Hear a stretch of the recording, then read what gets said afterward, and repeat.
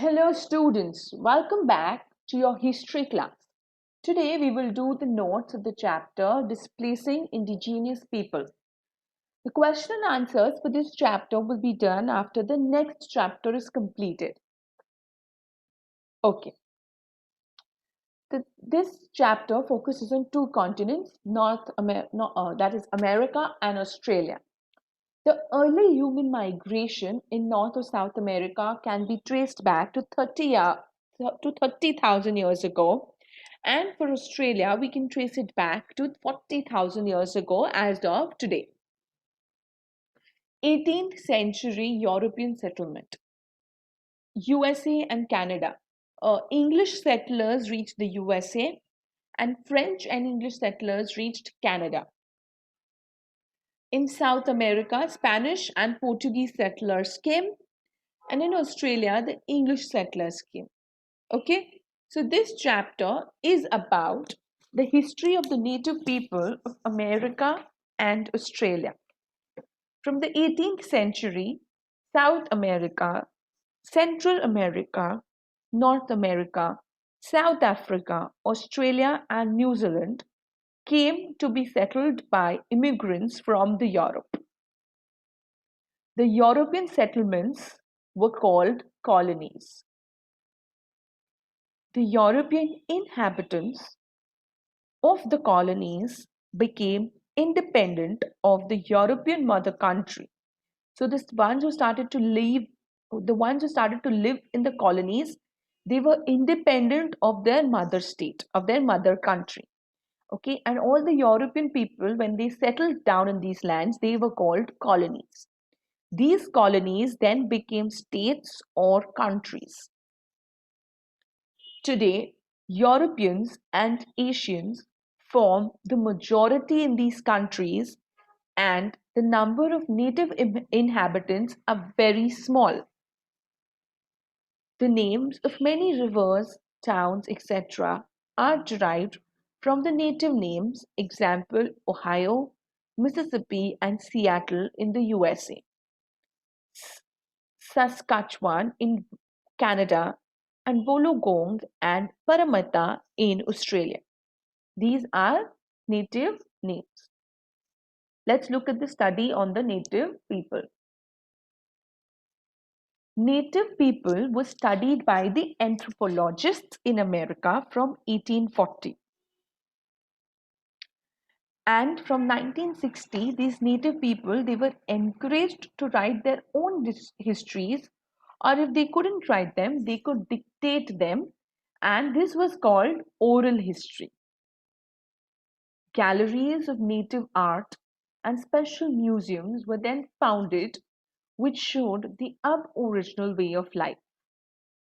The new National Museum of American Indian in the USA has been curated by the American Indians themselves.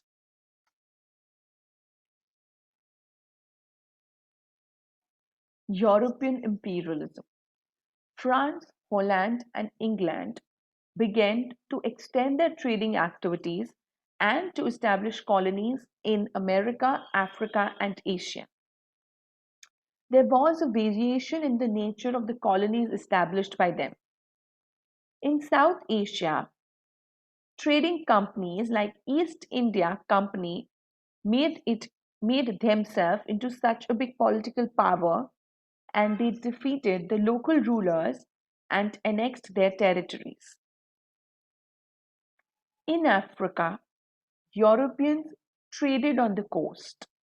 Except in South Africa, the Europeans were trading on the coast, and only in the late 19th century did they start to venture into the interior.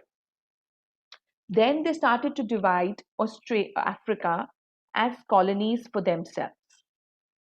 Europeans, they became the settlers in America, Australia, and New Zealand.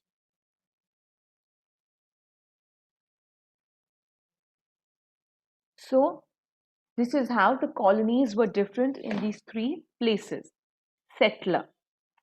The word settler is used for the Dutch in South Africa, the British in Ireland, New Zealand and Australia. British people started to settle in Ireland, New Zealand, and Australia, and the Europeans in the America. The official language in these colonies was English, except in Canada, where French was also an official language of the colonies. Now, the names given by Europeans to countries of the New World. The Geographical Dictionary lists over 100 place names in America and Australia which begin with the word new. In America, it was first used after the publication of travels of Amerigo Vespucci. Canada from Kanata, which was a village in the language of Huron Iroquois, as heard by the explorer Jacques Carter in 1535. Australia was the 16th century name for land in the Great Southern Ocean. Austral is the Latin for the word south.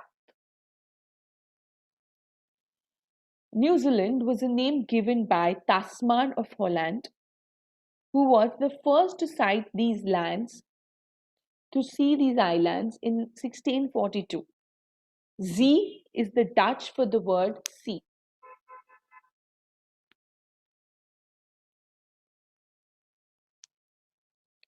North America. The continent of North America extends from the Arctic Circle to the Tropic of Cancer, from the Pacific to the Atlantic Ocean. In the west, we have the Rocky Mountains, deserts of Arizona and Nevada, and the Sierra Nevada Mountains. The Great Plains, the Great Lakes, the valleys of the Mississippi and the Ohio, and the Appalachian Mountains are in the east. To the south of North America is Mexico, and to the north is Canada, and 40% of Canada is covered with forests. Oil, gas, and mineral resources are found in the USA and Canada. Today, wheat, corn, and fruit are grown extensively, and fishing is a major industry in Canada. Let's look at the native people of North America. Native means a person who is born in the place he or she lives in. The term was used by the Europeans to describe the inhabitants of the countries they had colonized. So, wherever the Europeans started to settle and started to get colonized, they started to call the people who were the inhabitants of that country as native people. They started to call them native. The earliest inhabitants of North America came from Asia over 30,000 years ago on a land bridge across the Bering Straits. During the last ice age 10,000 years ago, they started to move further south. The oldest artifact found in America is an arrow point, and it is 11,000 years ago. The population started to increase about 5,000 years ago when the climate became more stable. Native people lived in bands in villages along the river valleys. They ate fish and meat, and they cultivated vegetables and maize. They often went on long journeys in search of meat, chiefly that of a bison, which was a wild buffalo that roamed the grassland. But they only killed as many animals as they needed for food. They did not attempt extensive agriculture, and they did not produce a surplus. They did not develop kingdoms and empires like in the Central and South America. They, need, they did not even need to own lands.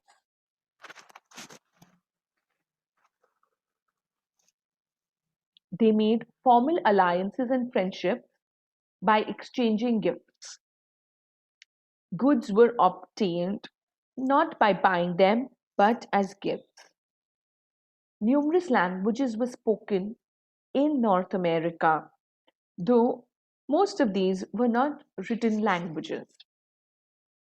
They believed that time moved in circles, and each tribe had accounts about their origins and their earlier history, which was passed from one generation to the next.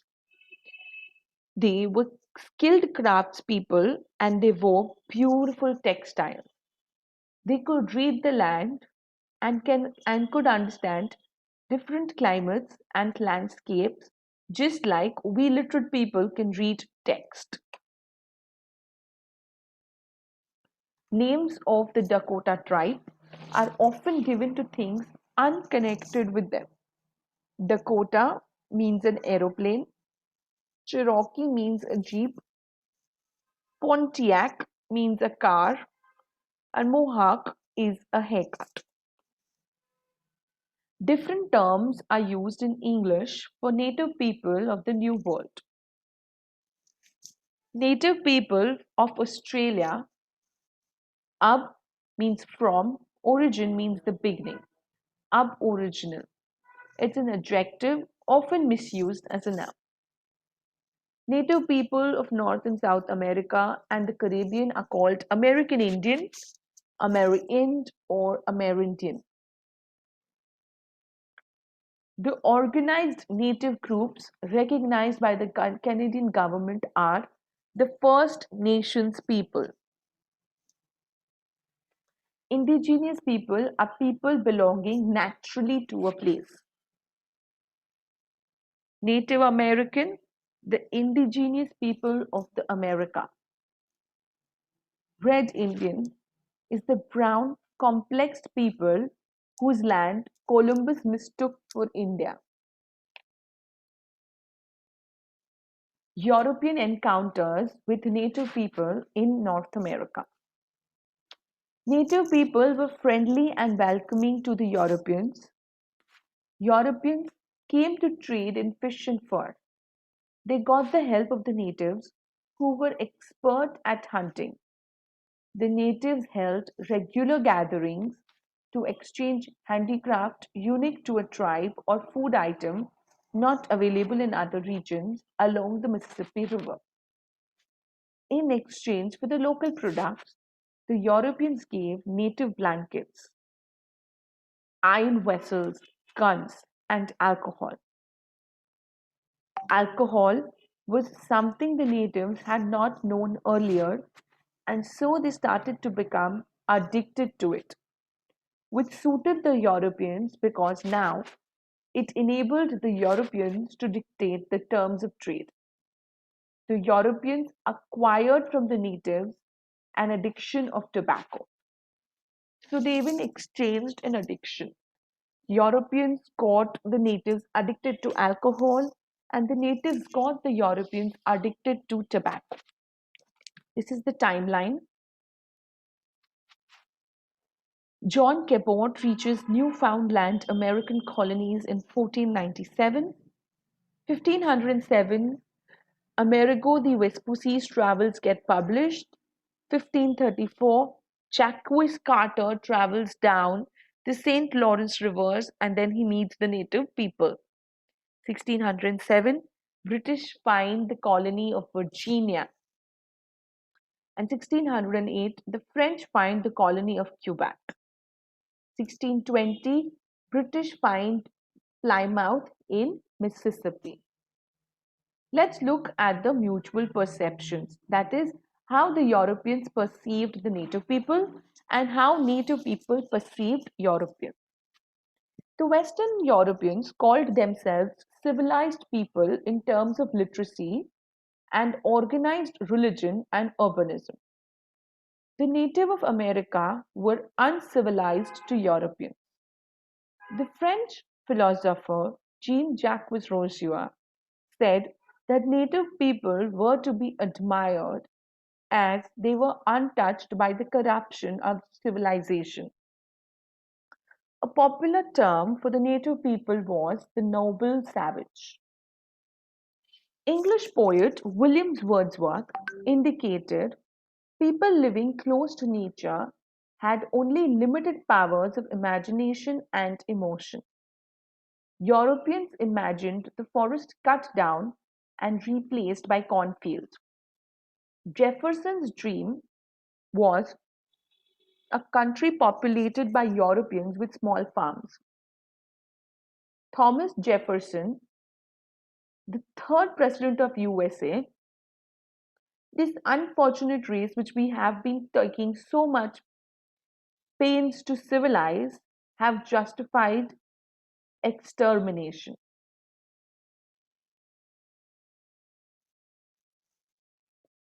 So he allowed the native people to die. How native people perceived Europeans.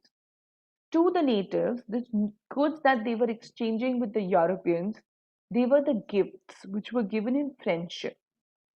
And for the Europeans, these goods like fish and fur that they got in exchange became commodities. Natives had no sense of profit or market, which was in a far, which existed in far away Europe. They were also saddened by the greed of the Europeans. The Europeans had slaughtered hundreds of beavers for fur, and natives were very uneasy, fearing that animals would take revenge on them for this destruction.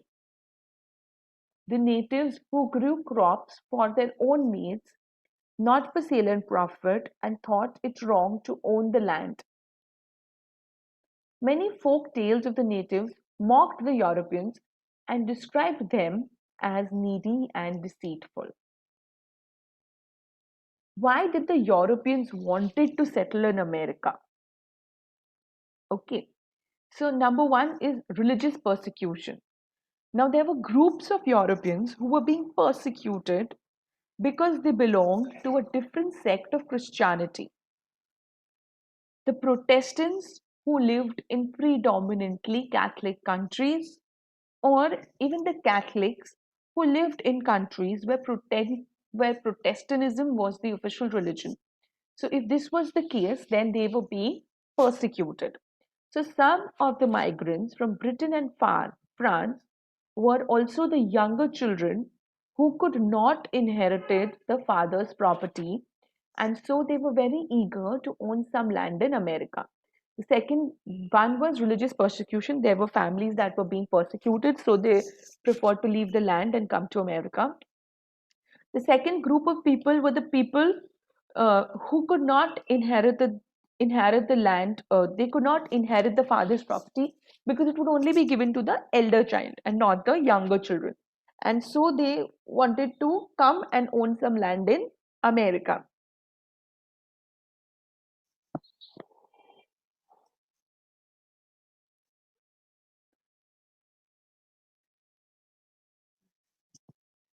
There were also waves of immigrants from countries like Germany, Sweden, and Italy who lost their lands to big farmers, and now they also wanted lands to own. So they also wanted to come and live in America. And people from Poland were happy to work in the prayer grasslands because it reminded them of their own houses, the own steeps of their homes, and they were excited at being able to buy such huge properties at such low prices. So these were the four major reasons why why the Europeans wanted to settle in America. Canada we'll do next time, tomorrow. Okay. So with this, children, I am ending this class. This is where we'll start next time. Till then, stay home, stay safe, take care, keep learning. Thank you.